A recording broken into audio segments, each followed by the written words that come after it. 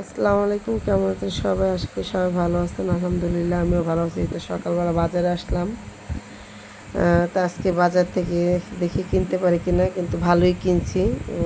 আজকে একটু দাম কম, আরও দাম কমবে যখন সবাই দেশে চলে যাবে। আমি দুন্দুল কিনছি, পটল কিনছি, আর কী কী কিনছি সেটা তো অবশ্যই দেখাবো আপনাদেরকে। আমি বাজারটা একবার দেখাতেছি, যে বাজারটা দেখেন আমাদের এখানে আরও ভরপুর হয়। যদি যেদিন শুক্রবার থাকে অনেক বাজার আসে, আর আজকে তো মানুষ খুবই কম। আমি সবই দাম করতেছিলাম, তো যেখানে একটু দাম কম সেখানেই যাই, কিন্তু সবই ভালো। কিন্তু কিছু কিছু মানুষ আবার অনেক দাম বলে। এই যে পুঁই শাকের আড়ি 30 টাকা বলছে, তা আমি নিয়ে আসছি। এই তো দেখেন কী কী নিয়ে আসছি।